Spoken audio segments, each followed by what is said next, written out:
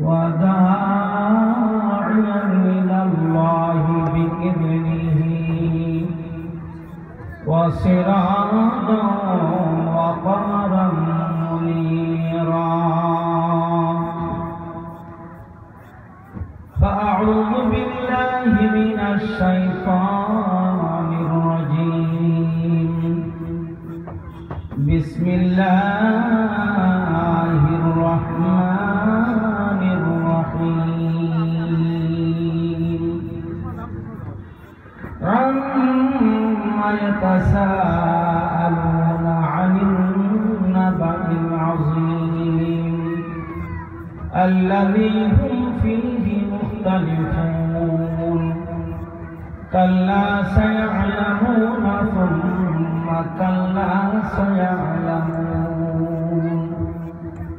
ألم نجعل الأرض مهادا والجبال أوتادا وخلقناكم أزواجا وجعلنا نومكم سباتا قال رسول الله صلى الله عليه وسلم إذا اتخذ الفيء دولا والأمانة مغنما والزكاة مغرما وتعلم لغير الدين وأطاع الرجل امرأته وعدت أمه وأدنى صديقه وأقصى أباه وظهرت القينات والمعازف وشربت الخمور إلى آخر الحديث إن الله وملائكته يصلون على النبي يا أيها الذين آمنوا صلوا عليه وسلموا تسليما সবাই মোহাম্মদের সাথে দুরূদ ইব্রাহিম পড়েন আল্লাহুম্মা সাল্লি আলা মুহাম্মাদিন ওয়া আলা আলি মুহাম্মাদ কামা সাল্লাইতা আলা ইব্রাহিম ওয়া আলা আলি ইব্রাহিম ইন্নাকা হামিদুম মাজিদ اللهم بارك على محمد وعلى آل محمد كما باركت على إبراهيم وعلى آل إبراهيم إنك حميد مجيد সবাই জোরে জোরে পড়েন প্রিয় ভাইরা আমরা আজকের এই জিয়ানা মাঠের দুরূদ শরীফ পড়তেছি আর আমাদের এই দুরূদ ফেরেশতারা আল্লাহর রাসূলের রওজা মুবারকে পেশ করতেছেন সুবহানাল্লাহ বলেন আমরা এখানে পড়তেছি আর ফেরেশতারা বলতেছেন হে আল্লাহর রাসূল আপনার কিছু পাগল আপনার কিছু প্রেমিক উম্মতেরা ওই যে খুলনার জিয়ানা মাঠে বসে তারা আপনার উপরে দুরূদ পড়তেছে এক শ্রেণী ফেরেশতা হাদিসের ভিতরে আছে আল্লাহ তাবারক তাআলা ফেরেশতাদেরকে ঠিক করে রাখছেন তারা তালাশ করে বেড়ায় যে কোন উম্মতেরা কোন প্রান্ত থেকে তারা দুরূদ পড়ে এই দুরূদ আল্লাহ রাসূলের রওজা মুবারকে তারা হাজির করে সুবহানাল্লাহ এই জন্য সবাই কেউ মুখ বন্ধ করে বসে থাকবেন না সবাই বলেন আল্লাহুম্মা সাল্লি আলা মুহাম্মাদিন ওয়া আলা আলি মুহাম্মাদ كما صليت على إبراهيم وعلى آل إبراهيم إنك حميد مجيد اللهم بارك على محمد وعلى آل محمد كما باركت على إبراهيم وعلى آل إبراهيم إنك حميد مجيد لا إله إلا الله لا إلا الله لا إله إلا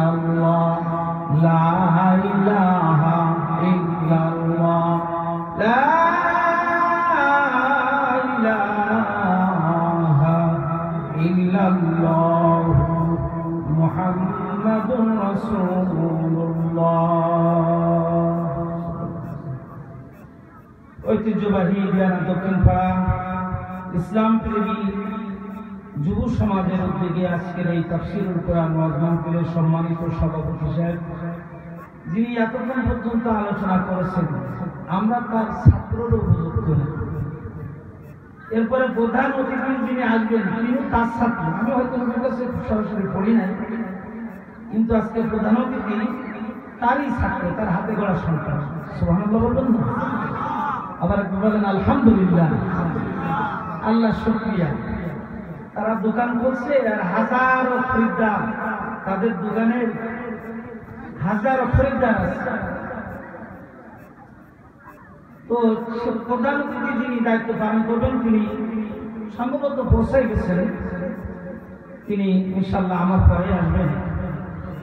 আমি তো মোড়ে ঘাটে মসজিদে সব জায়গায় আছে, কি বলবো, আর বিয়ানায় মসজিদে হলেও আছি, অনুষ্ঠান হলেও আছি, মাহফিল হলেও আছি, সব জায়গায় আছি। আমি তো বাড়ি নেই,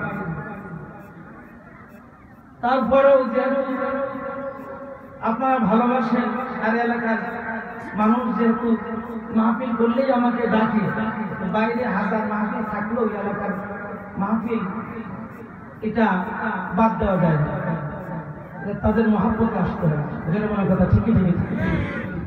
প্রিয় ভাইরা, আপনারা হয়তো আমার এই কয়েকদিন আগের আলোচনায় ছিলেন, এই যে আলদারপাড়া মসজিদের পাশে,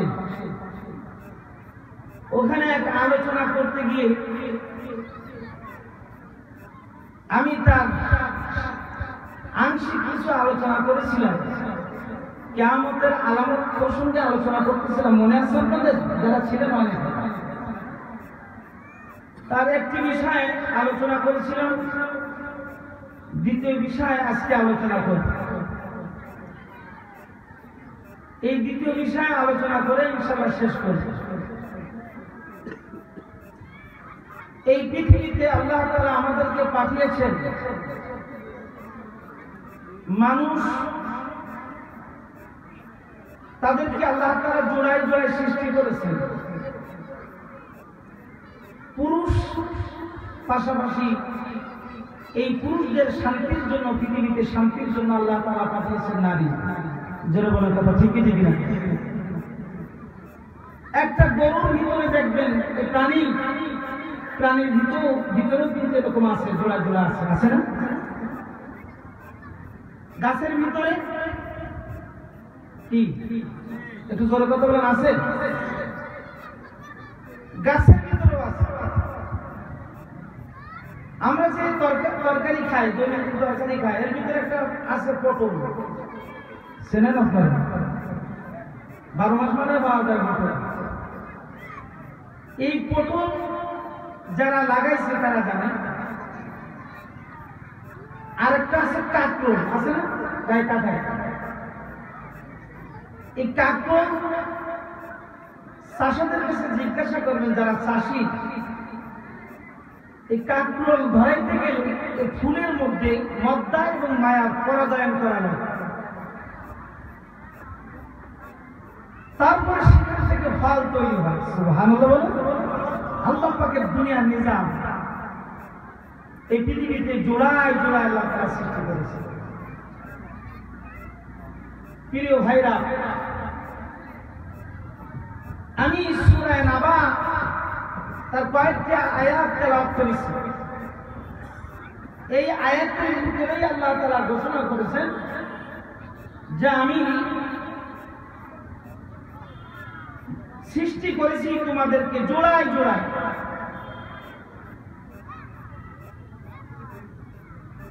এই আয়াতের শুরুতে, এই সূরার শুরুতে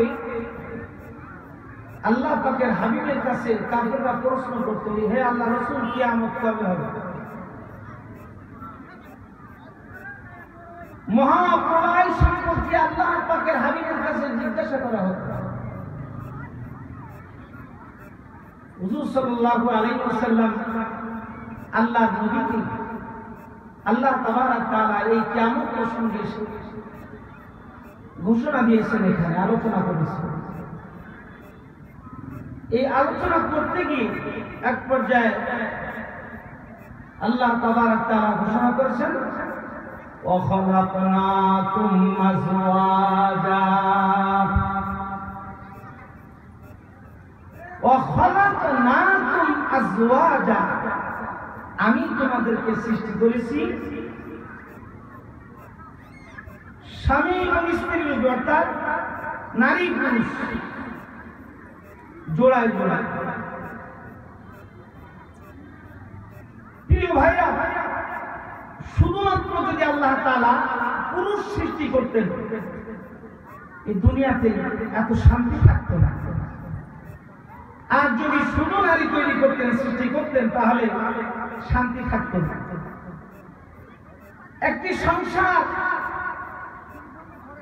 সেটা নির্ভরশীল হয় নারী এবং পুরুষের মাধ্যমে। জোরবন কথা ঠিকই ঠিক না?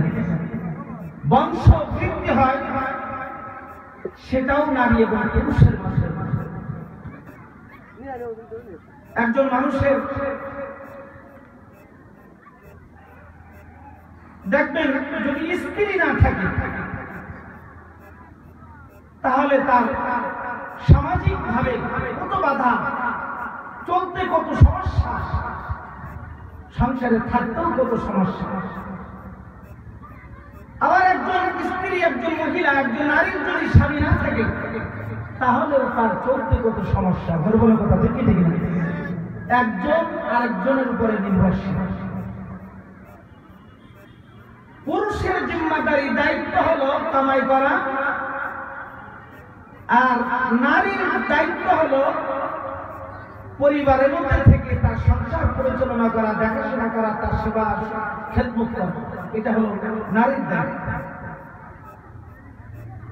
কিন্তু ভাইরা, অত্যন্ত দুঃখ পরিতাপের বিষয়, এই পৃথিবীতে বর্তমান বাংলাদেশে বিশেষ করে সমান অধিকারের নারী পুরুষের যে দায়িত্ব ছিল, সেই দায়িত্বটাও মহিলারা তারা কাঁধে উঠে নিয়েছে। সংসারকে ডেভেলপ করার জন্য, সংসারকে আরো সুন্দর করার জন্য এই দায়িত্ব নারীরা নিয়ে নিয়েছে। তারাও চাকরি করে স্বামীকে খাওয়াইতে চায়। আছে কি আছে না বলেন?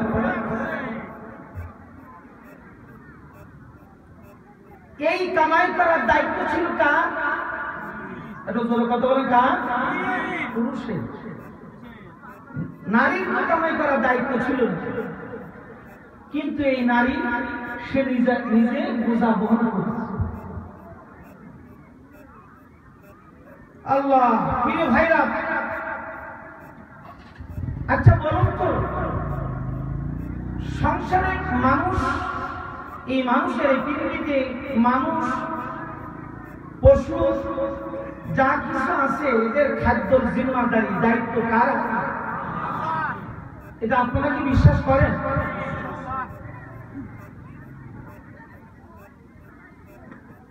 মানুষ যদি হাজার চেষ্টা করে, তকদিরে যদি তার অর্থ লেখা না থাকে, সম্পদ যদি তার কপালে লেখা না থাকে, মৃত্যুর আগ পর্যন্ত হাজারো চেষ্টা করবেন, সম্পদের চেহারা দেখতে পারবেন না। কি কথা বলেন? আর মানুষকে যদি আল্লাহ তাআলা চায় তাকে সম্পদশালী করবে, তাহলে তার বেশি চেষ্টা করা লাগবে না। রাতারাতির মধ্যে দেখবেন বা হঠাৎ করে দেখবেন যে আল্লাহ তাআলা তার কামাইয়ের ভিতরে বরকত দান করেছে, আস্তে আস্তে সে বিবাহ হয়েছে। আচ্ছা বুঝলাম, এ কথাটা বুঝতে কষ্ট হবে। মনে করেন ধরলেন যে না, এই জিম্মাদারি আমাদের। সমুদ্রের ভিতরে যে মৎস্য আছে, লাখো লাখো মাছ আছে, এই মাছদের খাওয়ানোর জিম্মাদারি কার হাতে? হ্যাঁ, এদের তো কোনো সরকার খাদ্য দেয় না, দেয়? কিন্তু এরা কি খায় না? কে খাওয়ার ব্যবস্থা করে? আল্লাহ ব্যবস্থা করে। চিকিৎসার জিম্মাদারি, দায়িত্ব, সুস্থতার জন্য আমরা অর্থ ডাক্তারের কাছে যাই। আচ্ছা বলেন, সুন্দরবনে হাজারো প্রাণী আছে, লাখো প্রাণী আছে, তাদের চিকিৎসার জন্য সরকার কয়টা মেডিকেল বোর্ড গঠন করেছে সুন্দরবনের মধ্যে? হ্যাঁ, কয়টা ডাক্তার আছে সেখানে? কয়টা তাদের বাচ্চা প্রসবকালীন তাদের কয়জন ধাত্রী লাগে, কয়জন নার্স লাগে? তাদের একজন নার্স লাগে না, কিন্তু আশরাফুল মাখলুকাতের নার্স লাগে। কি কথা বলেন? কি রে ভাইরা, পার্থক্য কোথায়? পার্থক্য হলো ওই পশুদের ভরসা বিশ্বাস কার প্রতি আছে, আর আমাদের সেই বিশ্বাস আল্লাহর প্রতি না। পার্থক্য তারা যখন বাচ্চা প্রসব করে, এই বাচ্চা প্রসবকালীন সময়ে আকাশের দিকে মুখ উঁচু করে আল্লাহর দিকে তাকায় থাকে। ও মালিক, এই সুন্দরবনের মধ্যে কোনো ডাক্তার নাই, মালিক কোন চিকিৎসা কেন্দ্র এখানে নাই, হাসপাতাল নাই, পশু চিকিৎসা কেন্দ্র মালিক নাই, দুনিয়াতে একটা নার্স নাই। মালিক তোমার উপরে আমি ভরসা করে আছি। আল্লাহ তাআলা ডাক দিয়ে বলেন, যখন তোমার আমার প্রতি ভরসা, তাহলে তোমার জিম্মাদারি দায়িত্ব আমি নিয়ে নিলাম। সুবহানাল্লাহ বলবেন। আর আমাদের নারীদের, আমাদের মা বোনদের বাচ্চা প্রসব করার আগে একের পর এক শেখা, একের পর এক শেখা। কি কথা বলেন?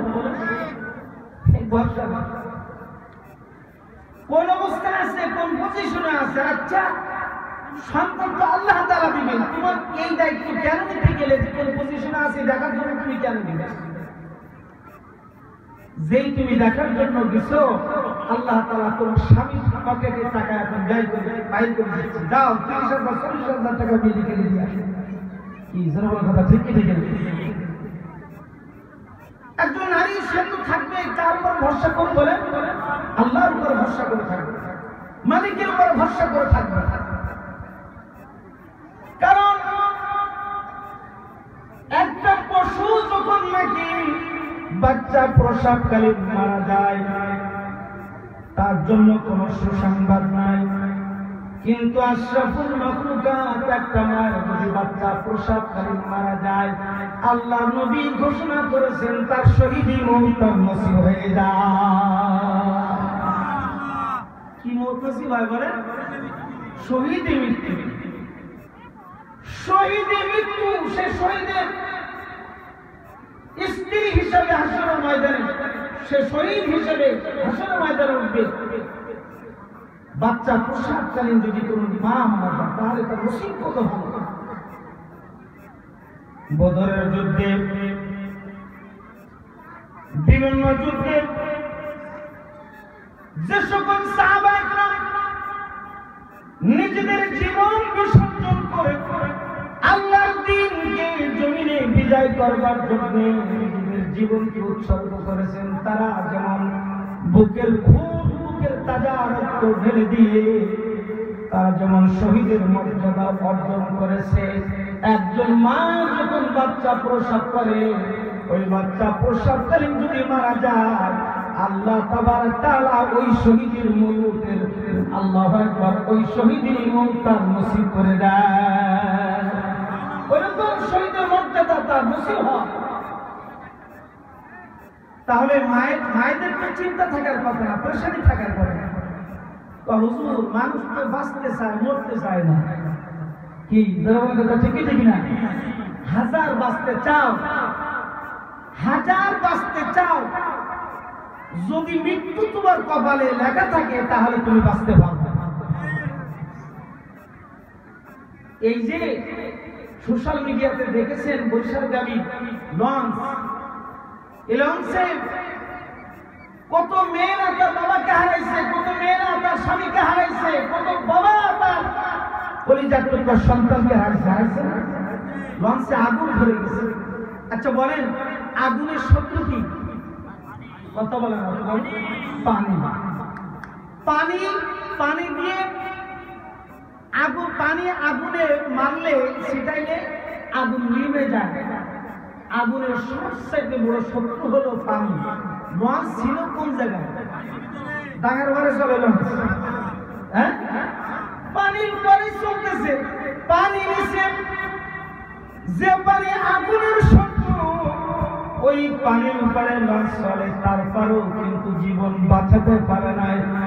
কারণ হলো আল্লাহ পাক আরশ থেকে তার বাজেট করে রেখেছে, সাগরের পুকুরে লঞ্চ চলবে, লঞ্চে আগুন ধরবে, টনকে টন পানি থাকা সত্ত্বেও ওই পানি দিয়ে কোনো উপকার করতে পারবে না।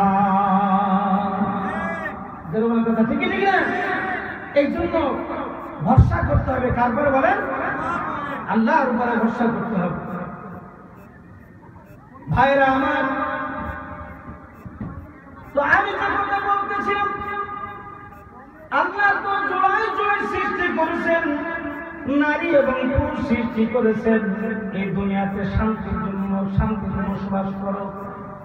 কিন্তু ভাইরা আমার, আল্লাহ পাকের হাবিব কিয়ামতের আগে পূর্ব লক্ষণ, বেশ কিছু পূর্ব লক্ষণ বলেছে, তার ভিতরে একটি লক্ষণ হলো যে বেশি বেশি কিয়ামতের আগে বেশি বেশি ফিতনার প্রকাশ পাবে। কিসের প্রকাশ? ফিতনার প্রকাশ পাবে। কিয়ামতের আলামত হলো একটি ফিতনার প্রকাশ বেশি হবে। আপনারা আপনাদের জীবনে সেটি এখন দেখেন ফিতনার প্রকাশ ঘটতেছে কিনা। একটা পরিবারের ভিতরে এখন ফিতনা, সামাজিকতায় ফিতনা, রাষ্ট্রের ভিতরে ফিতনা, সারা পৃথিবীর মধ্যে ফিতনা। ফিতনা ছাড়া আর কোনো কথা নাই। এখন মাহফিলে বসে এখন ফিতনা শুরু হয়ে গেছে। এখন মাহফিলও কি ফিতনা। এই ফিতনার ভিতরে আমি আজকে যে ফিতনার কথা আলোচনা করতে চাচ্ছি, আমি বেশ ওই মাহফিলে ফিতনার আলোচনা করেছিলাম। সেই ফিতনাটি হলো বর্তমান সময়ে সবচাইতে নারীদের উলঙ্গপানা, বেহায়াপানা, আমার মায়েদের রাস্তাঘাটে অশ্লীল ভাবে চলা, এটাই হলো সবচাইতে বড় সমাজের বা দুনিয়ার একটা বড় ফিতনা। বড় ফিতনা। এই ফিতনায় মানুষ ধ্বংস হয়। একটা নারীর চোখের পাওয়ার কেমন? তাফসীরে মাআরিফুল কোরআনের ভিতরে লেগেছে, একটা রাডার মেশিনের যত পাওয়ার আছে তার চাইতে লক্ষ কোটি গুণ পাওয়ার হলো একজন নারীর চোখের পাওয়ার। একজন নারীর চোখের পাওয়ার তার চাইতে বেশি শক্তিশালী। এই জন্য বর্তমান সমাজের সবচেয়ে বড় একটি ফিতনা হলো নারীদের উলঙ্গপানা, বেহায়াপানা। হাজার ওয়াজ নসিহত হয়, কিন্তু আল্লাহ একবার দেখবেন যে নারীদের ফিতনা সামাজিকভাবে আরো বাড়তেছে না কমতেছে? হ্যাঁ, যুবকরা সমাজের ভিতরে ফিতনা ছড়ায়, যুবকেরাও সমাজের ভিতরে ফিতনা ছড়ায়, নারীরাও ফিতনা ছড়ায়। আমি সেদিন বলেছিলাম নারীদের ব্যাপারে না, তাদেরকে যদি জাহান্নামী, তারা যে কাজকর্ম করতেছে, তাদের চুলের কথা বলেছিলাম, তাদের পর্দার কথা বলেছিলাম, তাদের উলঙ্গপানা, বেহায়াপনার কথা বলেছিলাম। এই কাজগুলো করলে তারা জাহান্নামের দিকে অগ্রসর হয়। আর আজকে আমি মা বললো কয়েকটা গুণের কথা বলবো, যে কাজগুলি করলে ওই নারীরা জান্নাতি হয়। সুবহানাল্লাহ। ওই নারীরা কি নারী হয় বলেন? জান্নাতি নারী হয়। প্রিয় ভাইরা, আমাদের স্ত্রীদেরকে জান্নাতি নারী বানাতে চায়? জান্নাতি নারী বানাতে চায়? আমার স্ত্রী আমার সাথে জান্নাতে থাকুক, এটা কি আমি চাই? না ও জান্নাতে থাকুক আর আমি জান্নাতে থাকবো? দেখবেন এক জায়গায় গেছে, আমি মাঝে মাঝে কথাটা বলি, পাইকাসা একটা এলাকায় মাহফিল করতে গেছি, বহুত আগের কথা। একজন মাওলানা সাহেব, আমি কোন এলাকায় বাড়ি বা কি এই কথা বলবো, দীর্ঘদিন ধরে মসজিদে ইমামতি করে, এখন তার স্ত্রী নিয়ে কেওয়াজ, গেরদাম, ঝগড়া, মারামারি আছে না এরকম কিছু কিছু ফ্যামিলিতে? সাববেজি করতে বাইরে মানুষ প্রকাশ, বাইরে প্রকাশ করে না, কিন্তু দেখবেন স্বামী স্ত্রীর ভিতরে কোনো সম্পর্ক নেই। কথা বলেন। আচ্ছা বলেন, স্বামী স্ত্রীর ভিতরে যদি সম্পর্ক না থাকে, যখন সন্তানেরা বড় হয়, এটা যখন দেখে, তাহলে তার একটা তাসির, তার একটা প্রতিক্রিয়া ওই সন্তানদের উপরে পড়ে, কি বলে না বলেন? সন্তানদের প্রতি পড়ে। এই জন্য বাবা, আপনারা যারা উপস্থিত আছেন, পর্দার অন্তরে মা যারা পর্দার ভিতরে আছেন, পায়ে ধরে বলবো, খবরদার, ঘরটাকে জান্নাতের ঘর বানাও, ঘরটাকে জান্নাতের ঘর বানাও, বাড়িটাকে জান্নাতের বাড়ি বানাও। এমন অশান্তি তৈরি করবে না যে কাজগুলি দেখে দেখে সন্তানরা শেখে। জোরবলার কথা ঠিক না? এখন সেই মারামারি স্বামী স্ত্রী মানে স্ত্রীর সাথে মিলতাল হয় না, খালি মারামারি, খালি মারামারি, এত ঝগড়া, এত মারামারি। চেয়ারম্যান সাহেব বিচার সালিশ করতে করতে কয়, আর তোমরা আসবা। এখন বাংলাদেশের প্রখ্যাত একজন আলেম মুফতি মুনসিরুল্লাহ সাহেব, ফতোয়া রহমানিয়ার লেখক, উনি গেছে মাহফিল, আমি সেই মাহফিল। এখন হুজুরের পাশে আমি বসা, বিচার দিয়ে গেছে যে হুজুর, আর তো চেয়ারম্যান সাহেব বিচার করতে করতে এখন আর বিচার করতে চাচ্ছেন না, হুজুর আপনি একটু ফাইসালা করবেন, এখন কি করবেন? হুজুর বলতেছে, বাবা তুমি কি করতে চাও? হুজুর আমি তালাক দিতে চাই। আচ্ছা বলেন, তালাকটা সবচেয়ে ভালো কাজ না ঘৃণিত কাজ? আরো জোরে বলেন, ঘৃণিত কাজ। আমার কি ব্যালেন্স ঠিক থাকে না? অনেকে আছে তালাক দেওয়ার পরে ও বউরে শুধু তালাক দেয় না, ওর মা, ওর বাপ। আচ্ছা বলেন, ওই শাশুড়িকে তালাক দেওয়ার অধিকার আপনার আছে না? হ্যাঁ, তো অনেকে দেখে তোরে তালাক, তোর মারে তালাক, তোর বোনকে তালাক, তোর 14 গোষ্ঠী তালাক, বলে কি বলে? ও পাগলামি কেন?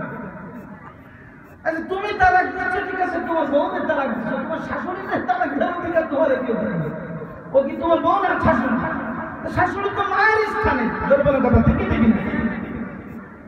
ব্যালেন্স ঠিক থাকে না। এখন এই যে তালাক দিতে দিতে এত বড় ঘৃণিত কাজ করে, পরবর্তীতে যার যার ছেলে আছে, মেয়ে আছে, হুজুর বিবাদে বসছি, কি হুজুর তালাক হয়েছে নাকি? তো কেন? তো রাগের মাথায় দিছে। কি মাথায়? একটু কথা বলেন, কি মাথায়? আর একটু জোরে বলেন, কি মাথায়? কেন উচ্চারণ করাচ্ছি? যেন আপনাদের দিলের ভিতরে গেঁথে যায় কথা। আচ্ছা বলেন, কেউ আনন্দ ভক্তিতে বউরে তালাক দেয় না রাগে তালাক দেয়? তা তুমি আবার প্রশ্ন করতে আসলে কেন যে হুজুর রাগে তালাক দিছিল? তো তালাক তো কোনো মানুষ কোনো বিবেকে রাগে ছাড়া খুশিতে তালাক দেয় না। তুমি তালাক আবার প্রশ্ন করতে আসলে কেন যে হুজুর রাগ হয়েছিলতে তালাক দিয়েছিলাম, রাগে হুশ ছিল না, ব্যালেন্স ঠিক ছিল না। এখন আফসোস করো, তালাক দেওয়ার আগে তোমার হুশ থাকা দরকার ছিল। জোর কথা ঠিক ঠিক না? এই সমাজে এমন মুসলমান আছে, সমাজের ভিতরে এমন মুসলমান পাওয়া যায়, তালাকপ্রাপ্ত 3টা তালাকপ্রাপ্ত মালিক নারী নিয়া এমন স্ত্রীদেরকে নিয়ে সংসারী করে, এমন সংসার আছে কিনা? মুসলমান সাবধান হয়ে যাও, ওই তালাকপ্রাপ্ত নারীকে নিয়ে যদি সংসার করো, শুনে রাখো, স্বামী স্ত্রী মিলামেশা করবা, তাদের সাথে মিলবা, স্ত্রীর সঙ্গে মিলবা, বাচ্চা তৈরি হবে, প্রত্যেকটি সন্তান হারামজাদা তৈরি হবে। আর দুনিয়াতে যতদিন স্ত্রীর সাথে মিলবা, ততদিন পর্যন্ত ব্যভিচারীর গুনাহ তোমার আমলনামায় হবে। তাহলে বলেন, একটা সন্তান হারামজাদা তৈরি হয়েছে, তার থেকে যদি আস্তে আস্তে আস্তে করে এরকম ভাবে পয়দা হয়, তাহলে হারামজাদা ভরে যায় না? সমাজ কি আর ভালো থাকার কথা? আরো ভালো থাকার কথা? খবরদার, তালাক দেবেন না তাড়াতাড়ি। তালাক দেওয়ার আগে খুব চিন্তা ভাবনা করবেন। যদি তালাক দিতে চান, রাগ যদি হয়ে যায়, তো কমস কম একটা বাদ রাখবেন। শিখাই দেবো আপনাদের। হ্যাঁ, হুজুর শিখাই দিয়েছেন, কালকে যাই পরীক্ষা করবেন। পরীক্ষা করবেন না? খবরদার, মহিলারা চিন্তা করতেছে, আস্তাগফিরুল্লাহ, হুজুর শিখাই দিন না। শিখাই দিয়ে আমার কপালে ভোগ আছে, এরা যদি দিয়ে বসে না, মা আপনাদের বাঁচানোর পথ শিখাই দিচ্ছি, যাতে করে আপনাদের সংসারে রাখতে পারে। সবাই জোরে কান সুবহানাল্লাহ। তালাক যদি দিতে চাও, 1 তালাক দিবা। কয় তালাক? এক কথা বলেন, কয় তালাক? 1 তালাক। 1 তালাক দিলে আর 3 তালাকের অধিকার থাকে না, অধিকার থাকে 2টা। কয়টা? 2টা অধিকার থাকে। দুইটা তালাকের অধিকার থাকে। এক তালাকের পরে স্বামী স্ত্রী এখন ভুল বুঝাবুঝি শুরু হয়ে গেছে। এখন তুমি স্ত্রীর কাছে গিয়ে বলবো বিবি যা করছি ভুল হয়ে গেছে, আসো সংসারে আসো, আর বিবাহ শাদী করা লাগবে না, কিচ্ছু করা লাগবে না। আল্লাহু আকবার। বন্ধুরা আমার, ওই নারী ঘরে আসবে, মিষ্টি মেরে স্বামী যদি একবার হেসে যায় আর তুমি যদি সম্মতি দিয়ে দাও তাহলে আবার সংসার শুরু করতে পারবা। সবাই কাছে তালাক যদি দিতে হয় কয় তালাক দেবেন? এক তালাক দিতে হবে, দেবেন। এরপরে যদি যে কাজের জন্য তালাক দিচ্ছেন তাতে যদি সে না ফিরে আসে তাহলে একটা হায়েস অতিবাহিত হয়ে গেলে অটোমেটিক দ্বিতীয় তালাক করে দেবে। এক হায়েস বোঝেন তো? অর্থাৎ মা বোনদের যে শরীর অসুস্থ হয়, নাপাক হয় মাসে একবার, এর মধ্যে যদি তালাককে রুজু না করেন, উত্তর না করেন, ফেরাই না নিয়ে আসেন, তাহলে অটোমেটিক ওই 40 দিন পরে প্রতি মাসে যে তাদের শরীর খারাপ হয় এরপরে অটোমেটিকলি আরেকটা করে যাবে। এইভাবে আস্তে আস্তে 3 তালাক করবে। কিন্তু আমরা কি বিহাদব একসাথে ওরে তো তালাক দিই, ওর মা বাপ 14 গোষ্ঠীর তালাক কি জরুরি তো ঠিকই ঠিক। তো যে কথা বলতেছিলাম এই কাজ করবেন না, শিখছেন তো একটা আমল, একটা কাজ শিখছেন তো প্রিয় ভাইরা। তো যে কথা বলতেছিলাম এখন আমি বলতেছি হুজুর, হুজুর বলতেছি এখন বাবা তুমি কি করতে চাও? বলে হুজুর আমি তালাক দিতে চাই। আচ্ছা তুমি তালাক দিলে তুমি তো জানো যে তোমার বউ এত খারাপ, ওর কি আরেক জায়গায় বিবাহ বসার যোগ্যতা, সেই সক্ষমতা, সেই শারীরিক অবস্থা কি আছে? তো বলতেছে তা আছে, তো আমি যদি ছেড়ে দিই তাহলে আরেক জায়গায় বিয়ে করতে হয়। হুজুর বলতেছে বাবা ভেজাল তো তুমি জেনে শুনে আরেকজনের কাঁধে উঠাই দিতে, ঠিক কথা বলছেন? তুমি সহ্য করতেছো, তুমি সহ্য করো, ভেজাল আরেকজনের তুলে দেওয়া গেল জেনে শুনে কাঁদবে। এরপরে বলতেছে হুজুর আপনি যা বলতেছেন ঠিকই আছে, কিন্তু আমাদের তো বলি বলে না, এত পরিমাণ অস্বস্তি বোধ মনে করি যদি কোনো কারণবশত আল্লাহ যদি আমার স্ত্রীকেও মাফ করে দেয়, আমাকেও যদি মাফ করে দেয়, হুজুর আমাকেও যদি মাফ করে দেয়, আপনাকেও আমার স্ত্রীকেও যদি মাফ করে দেয়, হুজুর তাহলে জান্নাতের মধ্যে যদি দুইজনকে এক জায়গায় দেয়, আমি হাসরের ময়দানে আল্লাহর কাছে বলবো আল্লাহ এই জান্নাতের মধ্যে আমি থাকবো না, কারণ আমার ভয় হয় জান্নাতের মধ্যে মারামারি বাঁধাবে। কি কথা বলছেন? কিছু কিছু আছে দেখবেন নারীরা পুরুষের সুন্দরটা নিলে রাস্তা গেলে এই আছে কি আছে না দাজ্জাল, এগুলো কি বলে একটু উচ্চারণ করেন, এরা কি দাজ্জাল, এরা নারী না, এরা দাজ্জাল। আবার কিছু কিছু বাবাজিরা আছে স্ত্রীকে পশুর মতো পিটাইতে বাবার বাড়ি পাঠায় দেয়, এরাও কিন্তু দাজ্জাল পুরুষ। প্রিয় ভাইরা একটু মায়াও লাগে না, একটু দয়াও লাগে না। যার সাথে সংসারী করবা, যার সঙ্গে সংসারীতে থাকবা, যার রান্না তুমি খাও, এত পরিমাণ পিটাও কেমনে, তোমার কিন্তু মায়া হয় না, দুঃখ হয় না? খবরদার স্ত্রীকে পিটাবেন না, স্ত্রীকে পিটাবেন না, বুঝান, ওদেরকে কি করবেন? বুঝাবেন। আল্লাহ তৌফিক দান করুন সবার। প্রিয় ভাইরা আমার, তো আমি যে কথা বলতেছিলাম নারীদের কোন কোন কাজগুলি করলে নারীরা জান্নাতের ভিতরে থাকবে, আমি সেই কথাগুলি আপনাদেরকে শোনাবো। পর্দার অন্তরে মা বললাম আমি আপনাদেরকে শোনাবো, সেই কাজগুলি আপনারা করবেন। যদি এই কাজগুলি করতে পারেন তাহলে আপনারা জান্নাতের মধ্যে থাকতে পারবেন। সবাই জোরে বলেন সুবহানাল্লাহ। এক নারী রাসূলুল্লাহ সাল্লাল্লাহু আলাইহি ওয়াসাল্লামের কাছে প্রশ্ন করতেছেন, ইয়া রাসূলুল্লাহ পুরুষেরা তো জিহাদের ময়দানে কাজ করে, যুদ্ধ করে, আমরা তো যুদ্ধে অংশগ্রহণ করতে পারি না। ইয়া রাসূলুল্লাহ তারা তো যুদ্ধের ময়দানে কাজ করে, শহীদ হয়, বাঁচলে তারা গাজী হয়, আমরা তো যুদ্ধে অংশগ্রহণ করতে পারি না। আমাদের কি এমন কোন আমল আছে কি যা আমলগুলো করলে আমি জান্নাতের মধ্যে যেতে পারবো?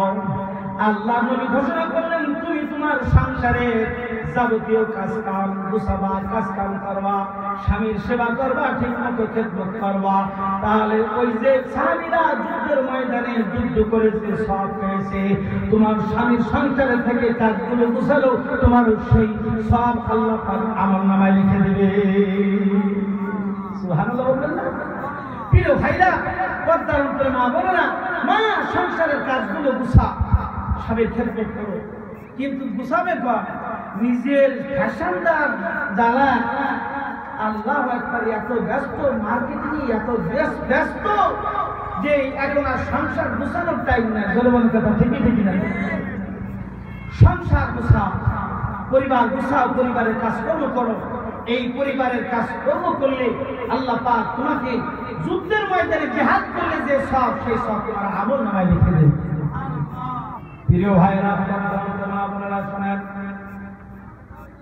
আম্মা জান আয়েশা সিদ্দিকা রাদিয়াল্লাহু তাআলা আনহা, রাসূলের স্ত্রী আম্মা জান আয়েশা সিদ্দিকা, তার কাছে একজন গ্রাম্য মহিলা এসেছে দুইটি বাচ্চা নিয়ে। কয়টা বাচ্চা নিয়ে? এক কথা বলুন, কয়টা বাচ্চা নিয়ে?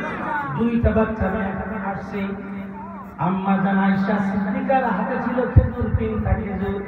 এই 3টা খেজুর সেই গ্রাম্য মহিলাকে দিয়েছে, নাও এই 3টা খেজুর। এই 3টা খেজুর নেওয়ার পরে আল্লাহু আকবার, 3টা খেজুর নেওয়ার পরে মহিলা 2টা বাচ্চাকে একটা একটা করে খেজুর দিয়ে দিচ্ছে, আর একটা খেজুর মায়ের হাতে আছে। বাচ্চা দুটি খেজুর খাওয়ার শেষ হয়ে যাওয়ার পরে মা ওই খেজুর খাইতেছে, খাওয়ার জন্য মুখের কাছে দিছে।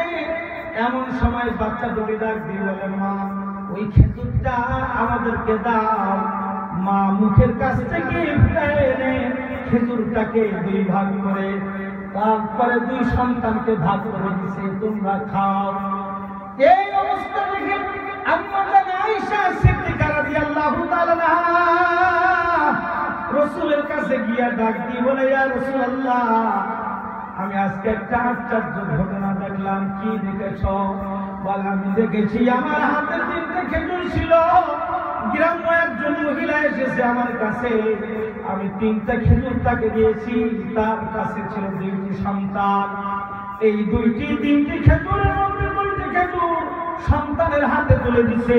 2 সন্তানের খাওয়া যখন শেষ হয়েছে, মায়ের হাতে যে অবশিষ্ট 1টি খেজুর ছিল, ওই 1টি খেজুর যখন গালে দিলে, এমন সময় বাচ্চা তুমি ডাক দিয়ে বলে, মা খেজুর তুমি খেও না, আমাদেরকে দাও।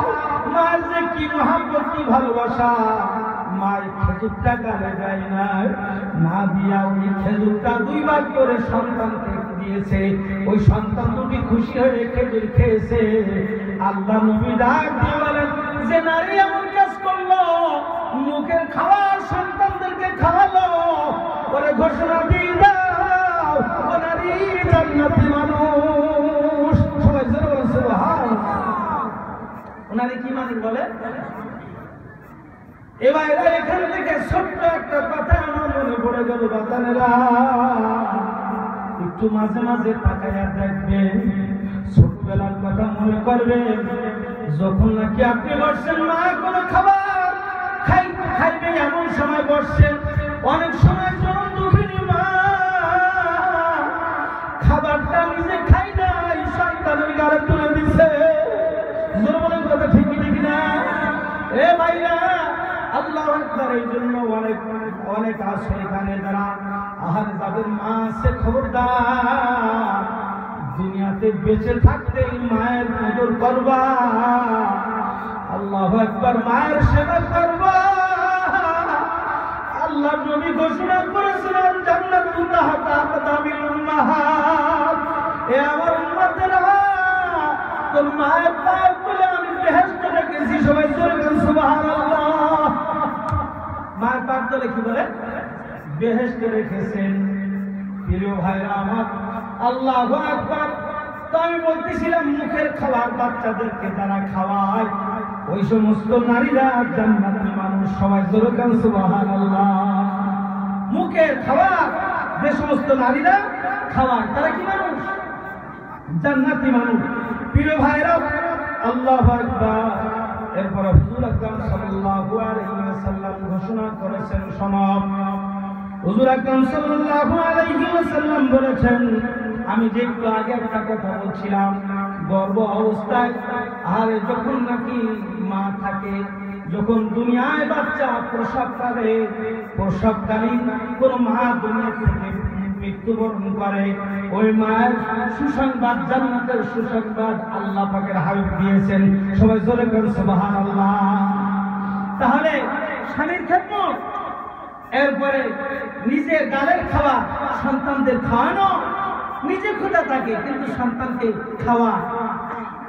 এরপরে প্রিয় ভাইরা, সংসারের যাবতীয় কাজ যারা গুছায়, এ সমস্ত নারীরা জান্নাতি নারী। সবাই জোরে করে সুবহানাল্লাহ। কিন্তু যে সমস্ত মা বোনেরা চাকরিতে সময় দেয় বেশি, এদের সংসার আমাদের সে মা বোনেরা গুছায় না কাজের লোকে গুছায়? এই কথা বলে না, হ্যাঁ? কাজের লোকে গুছায়। তাহলে কাজের লোকে যদি গুছায়, তাতে কি সেই সব কি পাওয়া যাবে? যুদ্ধের ময়দানে জিহাদ করা সেই সব পাওয়া যাবে? বলে রাসূল তো বলেছেন, তুমি কাজ কাম গুছাও। প্রিয় ভাইরা, পর্দার অন্তরে মা বোনেরা, আল্লাহু আকবার। শোনাব হাদিসের ভিতরে আছে, রাসূলুল্লাহ সাল্লাল্লাহু আলাইহি ওয়াসাল্লাম ঘোষণা করেছেন, আরেকটি কাজ হলো 5 ওয়াক্ত নামাজ পড়বা। 5 ওয়াক্ত নামাজ পড়বা, স্বামীর কথা মতো চলবা। আর এখন তো বর্তমান স্বামীর কথা মতো চলা লাগে না, বরং স্বামী স্ত্রীর কথা মতো চলে। হ্যাঁ, আমার কথা না, রাসূলের কথা। আমি লম্বা যে একটা হাদিস পড়েছি কিয়ামতের আলামতে, ওখানে গিয়ে রাসূলুল্লাহ সাল্লাল্লাহু আলাইহি ওয়াসাল্লাম বলতেছেন, কি বলছেন শোনেন, ইজাত তাকুদিল ফাইরুদ ওয়ালা ওয়াল আমানাতু মাগনামান ওয়াজ যাকাতু মাগরামান ওয়া তুআল্লিমা লিগাইরিদ দীন ওয়া আতা আর-রাজুলু ইমরাআতাহু। আল্লাহ পাকের হাবিব বলেন, কিয়ামতের আগে দেখবা নারী যেভাবে চলতে বলে স্বামী সেইভাবে চলে। এটা হলো কিয়ামতের লক্ষণ। কিসের লক্ষণ বলেন? কিয়ামতের লক্ষণ। আপনার ছেলে মেয়েরা অন্যের বাড়িতে যায়, আর আপনি অনেক মা বোনেরা আছে, তারা বলেন, হ্যাঁ আমার ছেলে মেয়ে আব্দুল কবির বাড়িতে টিভি দেখতে যায়, ওরা আজকে গালিগালাজ করেছে, আজকের দিনের মধ্যে টিভি নিয়ে আসবা। ঠিক আছে, ঠান্ডা থাকো, নিয়ে আসতেছি। কি বলেন, কথা ঠিকই ঠিক না? আবার দেখবেন অনেক মা বোনেরা আছে, আল্লাহু আকবার, বাজার ঘাটে একদিন যায়, বাজার ঘাটে যাওয়ার পরে সমস্ত কিছু থাকে, ব্যাগ থাকে, স্বামীর হাতে আমার নজরে পড়েছে, কাঁচা বাজার পর্যন্ত স্বামী করে, আর টাকা পেট করে স্ত্রী তার ভাড়াটি ব্যাগ থেকে। বলে কথা ঠিক না? আছে না এরকম? ভুল বললাম না? নারীর কথা মতো চলবে পুরুষেরা। আরো উদাহরণ আছে, উদাহরণ দিতে গেলে তো সমস্যা। বর্তমান সিচুয়েশনে কথা তো বলা যাবে না, বলবো না? বলবো। প্রিয় ভাই, নারীর ক্ষমতায়ন, নারীর ক্ষমতায়ন। আজকে যে পৃথিবীতে নারীর ক্ষমতায়ন চলতেছে, নারীরা তারা যে রাষ্ট্র পরিচালনা করতেছে, তার অনুসরণ অনুকরণ পুরুষেরা আমরা করতেছি কি করতেছি না?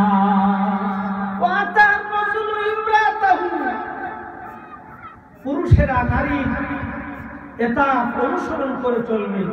আচ্ছা বলেন, এই নারীদের নামাজ পড়ানোর, এই নারী যারা মহিলা, এরা যদি নামাজ পড়ায়, এদের বিষয়ে নামাজ হবে?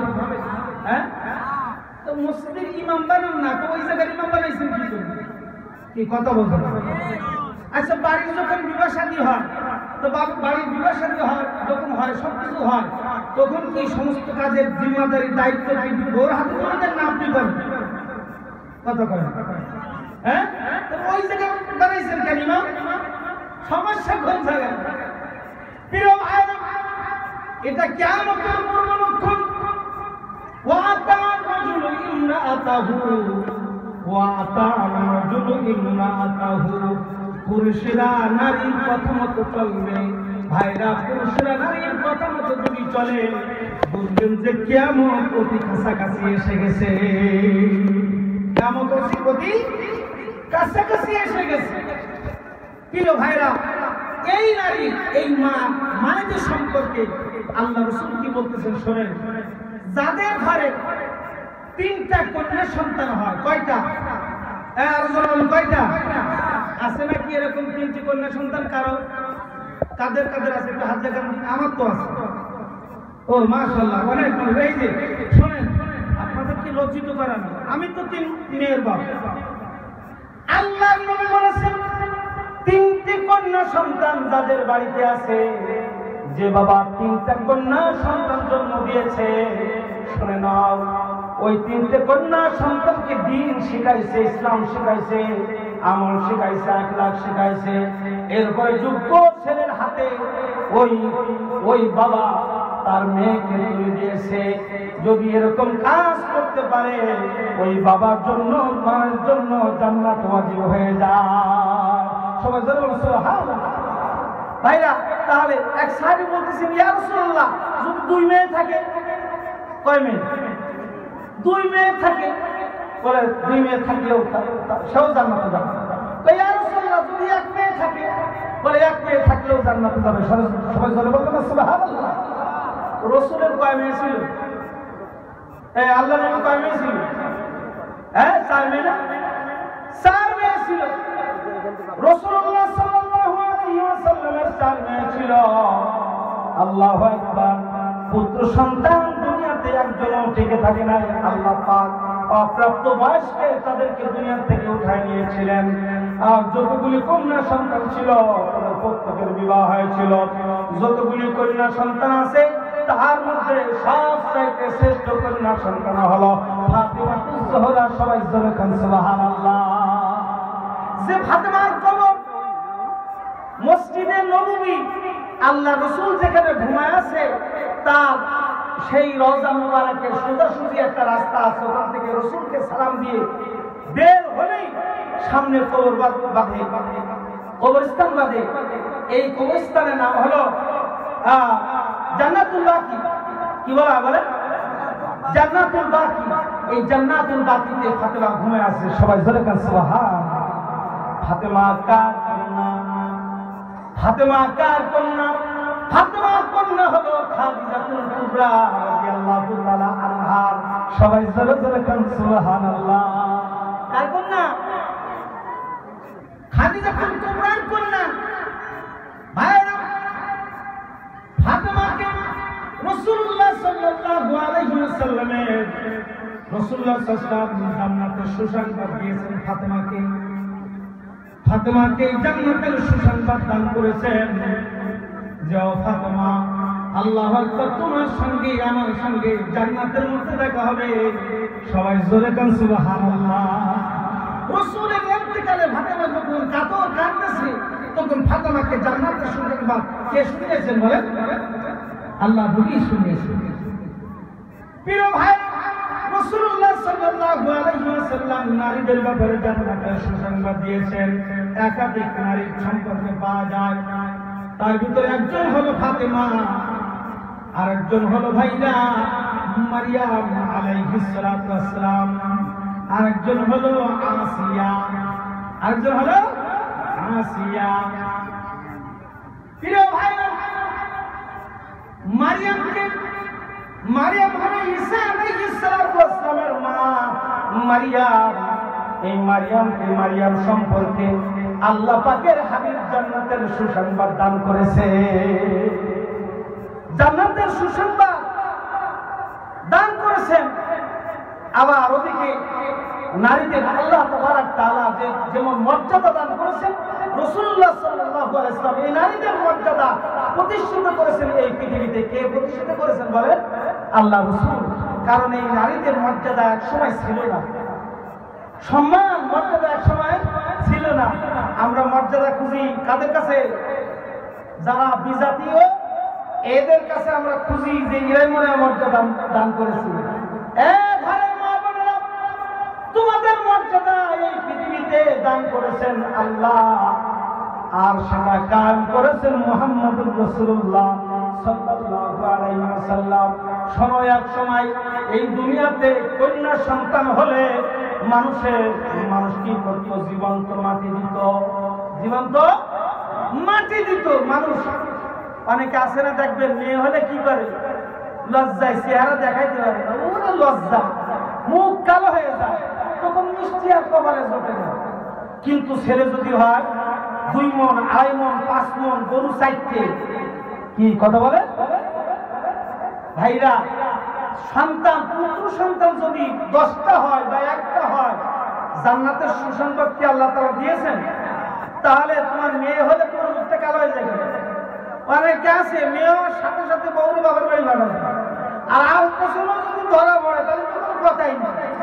কি কথা কেন? আগের তো বাবার বাড়ি ভাব।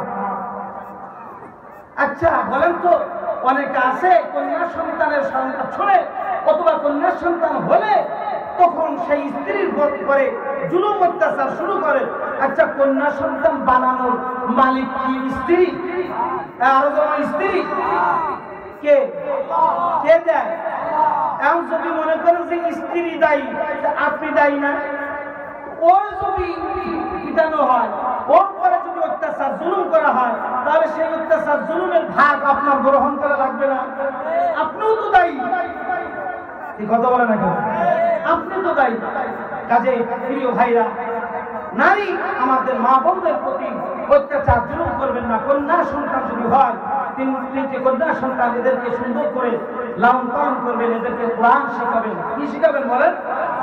আচ্ছা বলেন, এখানে যদি বলি হাত উঁচু করে যদি জিজ্ঞাসা করে বলেন যে হাত উঁচু করেন, আমাদের মেয়েদেরকে কয়জনকে সহিষ্ণুভাবে কোরআন শিখাইছেন? আলহামদুলিল্লাহ, আমাদের মনে হয় 100 জনের মধ্যে আমার তো মনে হয় 5 জন হয়তো টেনে 5 জন যদি হয়, আর বাকি 95 জন মনে হয় যে তাদেরকে মেয়েদেরকে স্ত্রীদেরকে কোরআন সহিষ্ণুভাবে শিখায়। কি জরবার কথা? ঠিকই ঠিক না ভাইরা? আচ্ছা বলেন, এই মেয়ে যদি কিয়ামতের আদালতে আল্লাহর দরবারে যদি মামলা করে, তাহলে আমি আসামি হব না? তাহলে মেয়েদেরকে কোরআন শেখানোর দরকার আছে কিনা বলেন? আরো যখন আছে। এই জন্য ভাইরা, মায়েদেরকে কোরআন শিখাবেন। বলছি 3টে কন্যা সন্তান হলে, আল্লাহ পাকের কন্যা সন্তান হলে আল্লাহ পাকের হাবিব জান্নাতের ঘোষণা দিয়েছেন। ওই 3টি কন্যা সন্তানকে ইসলাম শিখাতে হবে, দ্বীন শিখাতে হবে, কোরআন তাদেরকে শিক্ষা দিতে হবে। ভাইরা, কোরআন শিক্ষা দেওয়া ছাড়া বিকল্প কোনো পথ না। এই জন্য এখন থেকে তাদেরকে কি শিখাবেন বলেন? কোরআন শিখাবেন। একজন মায়ের ভিতরে যদি, দিলের ভিতরে, অন্তরের ভিতরে যদি কোরআন যদি থাকে, আপনার ইন্তেকালের পরে ও বাবার বাড়ি বসে, ওই শ্বশুর বাড়ি বসে বসে কি বলবে? কোরআন তেলাওয়াত করবে। আপনি কবরে তার একটি সওয়াব আপনি পাবেন। জরবার কথা ঠিকই ঠিক না? এই জন্য মেয়েদেরকে কোরআন শেখাবেন, মেয়েদেরকে কোরআন শেখাবেন, কোরআনওয়ালা মেয়ে বানাবেন। ঘরের ভিতরে কোরআনওয়ালা যদি মা হয়, ঘরের ভিতরে কোরআনওয়ালা যদি মেয়ে হয়, ওই ঘরের ভিতরে আল্লাহ পাকের রহমত আসতে থাকে। সবাই জোরে করে সুবহানাল্লাহ। ঘরের ভিতরে একটি মা সকালবেলা উঠিয়া ফজরের নামাজ পড়িয়া কোরআন খানা মিলাইয়া পড়বে। ভাইরা, কোরআনের যে কি মহব্বত, ভালোবাসা যে নারীর অন্তরের ভিতরে ঢুকছে, ও নারী কোরআন ছাড়তে পারবে না। আল্লাহু আকবার। যার ভিতরে ইসলাম ঢুকছে, যার ভিতরে দ্বীন ঢুকছে, ও নারী দ্বীন ছাড়তে পারবে না, ইসলাম ছাড়তে পারবে না। আপনারা জানেন আল্লাহু আকবার, আসিয়াকে কি কষ্ট দিয়েছিল ফিরাউন তার স্বামী। 2টা হাত, আল্লাহ তো 2টা হাতে পেরেক লাগাইছে, 2টা পায়ে পেরেক লাগাইছে। লাগানোর পরে এত জুলুম, এত অত্যাচার, হাওয়া ডাক দিয়ে বলে, আসিয়া ইমান ছেড়ে দাও, ফিরাউনকে খোদা বলে মানো। আসিয়া ডাক দিয়ে বলে, তুমি যতই আমারে মারো, আমার কষ্ট দাও, আমি দুনিয়া ছেড়ে যাইতে রাজি, কিন্তু আমি যে আল্লাহর উপরে ঈমান এনেছি, ওই আল্লাহকে আমি ছাড়তে রাজি না। সবাই জোরে বলেন সুবহানাল্লাহ। ভাইরা, যখন আসিয়াকে উলঙ্গ করে ফেলছে, উলঙ্গ করে ফেলছে, চোখের পানি ফেলাইয়া মালিককে ডাকতেছে, আল্লাহ এই মানুষের মধ্যে দুশ্মনেরা, তোমার শত্রুরা আমাকে উলঙ্গ বানাইয়া ফেলতেছে। আল্লাহ এটা এই লজ্জা এর স্মরণ তো সহ্য করা যায় না। প্রিয় ভাইরা, আল্লাহ পাক সাথে সাথে আসিয়ার কাছে পাঠাই দিয়েছে ফেরেশতা, ও আসিয়া আল্লাহু আকবার, তুমি চিন্তা করিও না, তাকাইয়া দেখো তোমার জন্য তোমার মাওলা জান্নাত সাজাইয়া রাখছে। কি সাজায় রাখছে? জান্নাত সাজায় রাখছে। এ আমার বাবা, যদি কোন স্বামী ফিরাউন মার্কার স্বামী যদি কবলে হইয়া যায়, আছে মা দুঃখ করিও না, বরদাস্ত করো না, সংসার ছেড়ে চলিয়া যাইও না, মাটি কামড়ায় থাকো, চোখের পানি ফেলাইয়া মালিকের দরবারে চোখের পানি ফেলাইয়া কান্দো, আর আল্লাহর কাছে বলো, আল্লাহ আমার স্বামীর জুলুম আর আমি সহ্য করতে পারি না। ফিরাউন তার স্ত্রী আসিয়াকে এত জুলুম নির্যাতন করেছিল, তার জন্য তুমি জান্নাত বাজেট করে রেখেছিলে। আল্লাহ তোমার কাছে এর বিনিময়ে আমি আর কিছু চাই না। আমার স্বামী এত জুলুম অত্যাচার করে, তারপরে তার সংসার ছেড়ে আমি যাইতে চাই না, সংসারকে তছনছ করতে চাই না। আল্লাহ তুমি আমার জন্য আসিয়ার মতো এরকম জান্নাত তৈরি করে রাখো। প্রিয় ভাইরা, মায়ের উচিত, আরে আমি তো একটু কিছু বললি হয় সাথে সাথে তেলি কথা কয় না। হ্যাঁ, আমার বাপের টাকার গাড়ি ইজি বাইক চালায় আমাদের খাওয়া, খবরদার কথা বললে খবর আছে, কথা কয় না। গুলাম বানায় রাখছে, যেরকম স্বামীরটা খাও, এই আপনার শ্বশুর বাড়িতে খাও, যৌতুক নেন, আসলে এরকম যৌতুক চেয়েছে না, এই আরাম চেয়েছে নিচ্ছে, আর মহিলার ওরকম করা হয়ে যায়। আল্লাহু আকবার।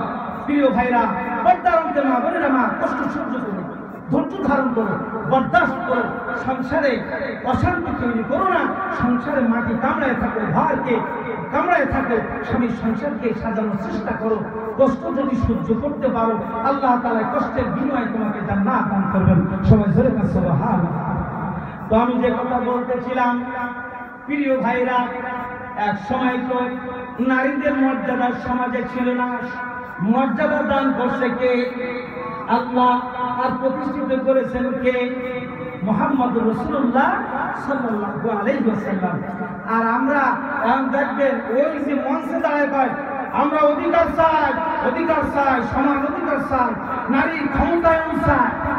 কি চাই? কথা কেন? কি চাই? ক্ষমতায়ন চাই। আমরা ক্ষমতা দেওয়া লাগতেছে না, ক্ষমতা ও অধিকার সব পেয়ে গেছে। বিমানও চালা, মোটর সাইকেলও চালা, প্রাইভেটও চালা, বাইসাইকেলও চালা, ও স্বামীরও চালা। জরুরি কথা ঠিক ঠিক না? চালাই না কোন জায়গায়। মুফতি আলী হোসেন সাহেব, আপনার নাম শুনেছেন কিনা জানি না, আল্লাহ বান্দা দুনিয়া থেকে চলে গেছে। আল্লাহ আকবার। এই মুফতি আলী হোসেন সাহেব উনি কোরআন ছিলেন। এখন দেখেন যে একজন উনি খুব মোটরসাইকেল চালাইতে পারতেন, খুব একেবারে মারাত্মক আকারে চালাইতে হবে। উনি বলতেন, শোনো, তোমরা যদি আমার মোটরসাইকেল অ্যাক্সিডেন্টের কথা শোনো, তাহলে ঝুড়ি নিয়ে যাবো। কি নিয়ে যাবা? এই কিছু কিছু দেখবেন না, কিছু কিছু আমাদের এই রাস্তাঘাটে কিছু কিছু গোলা বানাচ্ছে, মাঝে মাঝে আমাদের এই রোড দিয়ে যায়, কি যে সাইলেন্ট বাজায়, ভালো ওই কি কয় ওটা, হ্যাঁ ওই না, ওই যে ভালো সাইলেন্ট জানলে কি কয়, এই সাইলেন্সার, এই কেটে ও লাগাই নিচ্ছে দম ফাটুস ফাটুস। কি বলেন কথা ঠিক না? কত বড় বদমাইশের বদমাইশ। ওই ওই কি করছে, ওই লাগাই নিচ্ছে, লাগাই নিয়ে রাস্তা দিয়ে যায়। সবাই তো আল্লাহ পাকের ইচ্ছায় ওর জন্য দোয়া করতে থাকে না, ওর জন্য দোয়া করে না। আল্লাহ একটা ভদ্র সন্তান রাস্তা দিয়ে যাচ্ছে, যার মোটরসাইকেলের আওয়াজে আমাদের বাচ্চা কাচ্চারা এবং আমরা খুব শান্তিতে এই রাস্তাঘাটে চলতে পারতেছি। আলহামদুলিল্লাহ, হায়াত দারাজ করে দিই। কি বলে কি বলে কি বলে আল্লাহ, শয়তান যাচ্ছে, এই শয়তান মরবে করবে। কি কথা ঠিক না? ও তো বোঝে না, আমার জন্য বদদোয়া করে। আচ্ছা বলেন, মানুষের বদদোয়া যদি একবার আসমানে লেগে যায়, আল্লাহর আরশে লেগে যায়, তাহলে বদদোয়া খেতে যাবে কি যাবে? খবরদার, মানুষের নিঃশ্বাস তোমার মানুষের নিঃশ্বাস এটা আগুনের মতো। কিসের মতো বলেন? আগুনের মতো। এই আগুন দিয়া তুমি তোমার জীবনটাকে শেষ করো না। এখন আমি যে কথা বলতেছিলাম, আলী হাসান বলছে মোটর সাইকেলে যদি অ্যাক্সিডেন্টের কথা শোনো ঝুড়ি নিয়ে যাবো আমার। এখন একবার মোটর সাইকেল চালাচ্ছে, আরেকজন আসতেছে না পাশে চালাচ্ছে জোরে, হুজুর তার সাথে চালাই পারতেছে না। ওরে বাপ রে বাপ, দেখতেছি আমার গুরু জোরা ভাবছে। এখন আমাদের যে রূপসাই এখন তো সেতু হয়ে গেছে, এই সময় ফেরি ছিল না, এখন ফেরিতে উঠছে গরুজন। হুজুর আসতেছে বাগেরহাট থেকে মাহফিল করে এই যশোর বিশ্বতলায় যাবে, ফেরিতে উঠছে। উঠে হুজুর সালাম দিয়ে মুসাফা করতে গেছে, আসসালামু আলাইকুম। দেখবেন এখন কিছু কিছু নারী আছে, ওরা বিটি মানুষ না বেটা মানুষ পার্থক্য করা যায় না। জোর বলতে ঠিক ঠিক না? আচ্ছা বলেন তো, বিটি আর বেটা পার্থক্য কি? বেটি আর বেটা খালি একার স্বভাব, কথা ঠিক না? কিন্তু লেখতে গিয়ে আছে এমন কিছু কিছু চিন্তা করে যে ভাবতে তুলে দিতে হবে। চাকরি করবো, আমরাও করবো, ওরাও করবে, পাশাপাশি করবো। কয়েকদিন বলে দেওয়া যায় স্বামীর চাকরির সাথে তার সাথে লকডাউন করে হ্যাঁ, কথা ঠিক না? কইরা কইরা গিলি পাবে, ওরে হলুদ কইরা কইরা গিলি পাবে, পুরো হাড়ে ব্যথা দিয়া শুরু কবি না মনে, হলুদ কইরা কইরা গিলি পাবে। দুঃখ করতে থাকে আর তার উড়ে গেলে কোন জায়গায়? হ্যাঁ প্রিয় ভাইরা, এখন মুসাফা করতে গেছে, মুসাফা করতে যায় বলতেছে আমি তো আমি একজন নারী। কি? আমি একজন মহিলা। আমি প্যান্ট শার্ট পরা তো এই নারীরা ভরে না, প্যান্ট শার্ট ভরে না, লজ্জাও লাগে। বর্তমান সমাজে আমাদের অনেক বাবারা আছে, তারা নিজেকে খুব আত্মহংকার করে। মেয়ে বেশি প্যান্ট শার্ট করে রাস্তায় চলে, বুক পেট বের করে চলে, ওইগুলো দেখায় আর বাপ মনে মনে খুব খুশি হয়। বদমাস ওই পিতা ওই কন্যা, যে কন্যাকে প্যান্ট শার্ট পরিয়েছ, উলঙ্গ বেহায়া পোশাক পরিয়েছ, কিয়ামতের ময়দানে ওই কন্যা সন্তান তোমার মুখে আগে বাড়া দিয়ে জাহান্নামের মধ্যে নিক্ষেপ করবে, তারপরে ওই মেয়ে জাহান্নামে বলবে আল্লাহ আমার বাপের জন্য দায়ী, আমার মায়ের জন্য দায়ী, কেন এই ধরনের পোশাক আমার আব্বা আমার আম্মা আমাকে ভোট করাবে। এই কালচার আপনি শিক্ষা দেবেন। হুজুর দেখে বলতেছে বদমাস, তুই আমার আগে মোটরসাইকেল চালিয়ে তুই বেটি মানুষ না বেটা মানুষ পার্থক্য করতে বললাম, লাথি মেরে পোশাক নদী হারাই দেবো। হুজুর ছিলেন একসময় মিলিটারি মেজর না কি ছিলেন, সাংঘাতিক রাগী মানুষ। এক মেজারের চর মেরে চাকরি চলে গেছে, বলে মসজিদে ইমামতিও করতেন। তো ইমামতির সময় কথা বলছে, বলার সাথে সাথে থাপ্পড় মেরে দিচ্ছে, বলে মেজারের পদের তার বাইরে আসি, জেনে কিন্তু কোনো কথা চলবে না, আমি ইমাম। সুবহানাল্লাহ বলবেন না? আর আমাকে যা বলে আমরাও গোলাম হয়ে গেছি। কি কথা ঠিক না? আমরা কি হয়ে গেছি? আমরাও গোলাম হয়ে গেছি। কারণ কোন মানে ভেজা লাগে বাধাই দেবে। আমি ভালো মানুষ, আমার যদি জঙ্গি তালিকায় দেয় আমার আজীবনকাল বসে করতে হবে। এই কথা ঠিক না? বাইপাসে যদি মারে আমারে বলবো যে ইতিহাস যদি ভালো থাকতো তাহলে মারতো নাই, মরেছে যাবে তাহলে মানে 5টা অস্ত্র ওর কাছে পাওয়া গেছে। হ্যাঁ প্রিয় ভাইরা, এই যে নারী, এই মায়ের ইজ্জত সম্মান এক সময় ছিল না। মায়েদেরকে জীবন্ত মাটি দিত, জীবন্ত কি দিত বলে? আফসোস, মায়েদেরকে জীবন্ত মাটি দিত। মানুষ লজ্জায় মুখ লুকাতো। মেয়ে হলে আমরা যখন অনেক মানুষ মুখ লুকান, আরে না, আমার এক উস্তাদ বলতেন, আল্লামা জামালউদ্দিন সাহেব, তিনি বলতেন আমার যখন দাওরা মিশকাতের বছর বড় মেয়ে হয়, হ্যাঁ মিশকাতের বছর বড় মেয়ে হয়, তখন আমার 10-এর মধ্যে কিছু একটু দেরি হয়ে হুজুর জানতেন আমি বিবাহ করছি। হুজুর বলতেছে কি হয়েছে বাবা, তোমার মুখ অন্ধকার কেন? বাচ্চা কাচ্চা কিছু হয়েছে নাকি? আমার বলতেছে হুজুর হয়েছে আলহামদুলিল্লাহ। বলে কি হয়েছে? বলে মেয়ে। তো তাই তোমার মুখ অন্ধকার? আমি বলি হুজুর না, মুখ অন্ধকার না, মানে ছাত্ররা আছে তো এরা জানে না, তাকে একটু আমি নিরাপত্তা ভালো করতেছি, আপনারা জানান। শোন, মেয়ে হয়েছে, ঠাট্টা করবে কারা জানো? বেটা মানুষ একটাও ঠাট্টা করবে না, ঠাট্টা করবে যারা মেয়েরা, তারা কথা বল। কারা ঠাট্টা করবে? সমাজের যারা মা আছে, চাষি আছে, ভাবি আছে, তারাই ঠাট্টা করবে। মেয়ে হয়েছে, টাকা জোগাড় করো। কি কথা বলে না? হুজুর বলতেছে তুমি তো যে মহিলা বলবে তার কাছে বলবা, আচ্ছা তুমি তো মেয়ে হয়েছে বলে ঠাট্টা করলে, তা তুমি নারী না পুরুষ, তুমি কি? দেখবা ও ঠান্ডা হয়ে যাবে। তোমার বাপ কয়েকটা কাছে করছে, আমার মেয়ে হয়েছে, এই মেয়ের লালন পালন করে সুন্দরভাবে যে মানুষ করার দায়িত্ব আমার, এই পরের বাড়ি দেওয়া একটা ছেলে খোঁজার দায়িত্ব আমার, বাকি এর সংসার জীবন শুরু করার দায়িত্ব কার?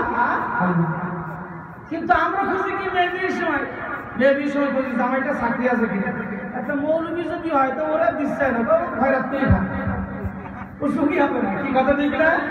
আবার যারা চাকরিজীবী আছে তারা চিন্তা করে যে আমার মেয়েটা এই পাস ওই পাস, খালি B pass, M A pass, law pass, master degree, কিন্তু এর যে দেব, আচ্ছা দেখি এর চালাইতে পারবে তো, এই সংসারটা শুরু হবে তো, ইনকাম কত?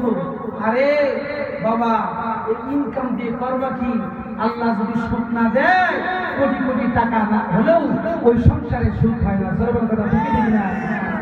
আল্লাহ এই দুনিয়ায় অনেক মানুষ আছে, এই দুনিয়ায় অনেক মানুষ আছে যাদের দেখবেন টাকা পয়সার অভাব নাই, বিল্ডিং বাড়ির অভাব নাই, এয়ার কন্ডিশন ভাব, এসি গাড়িতে চলে, কিন্তু এক জায়গায় অভাব আছে, সেটা হলো সুখে। অভাব কিসে বলে? সুখের অভাব। আর বর্তমান ঢাকা রাজধানীর মুখে এই যারা কোটি কোটি টাকার মালিক, তাদের সন্তানেরা সবচাইতে বেশি মদখোর আর গাঁজাখোর, তারা অবস্থান বেশি। তালাশ করে দেখেন, তালাশ করেন এই সকল মানুষেরা কি করতেছে, বলে এই সকল মানুষেরা এই যুব সমাজগুলো নষ্ট হয়ে যাচ্ছে। প্রিয় ভাইরা, এই জন্য সংসার শুরু করার দায়িত্ব কার?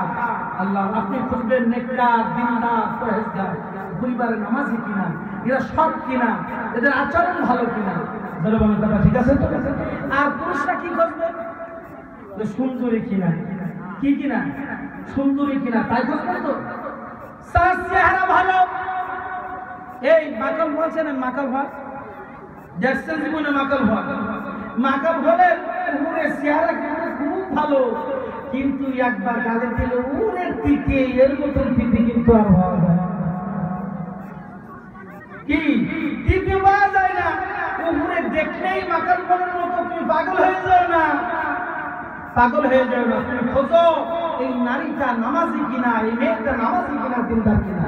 জোরে বলো কথা ঠিক ঠিক না? তাহলে সংসার হবে সোনার সংসার, সুখের সংসার।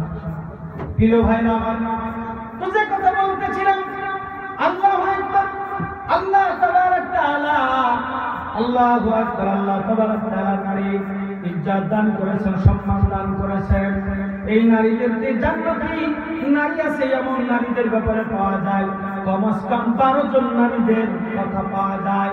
এর থেকে আরো বেশি আছে, 12 জন আমি পেয়েছি। এই 12 জন নারীকে আল্লাহ তাআলা হাবিব দুনিয়াতে বসে জান্নাতের সার্টিফিকেট দিয়েছে। সবাই জোরে বলেন সুবহানাল্লাহ। আর এক বই থাকে, কয় বই থাকে?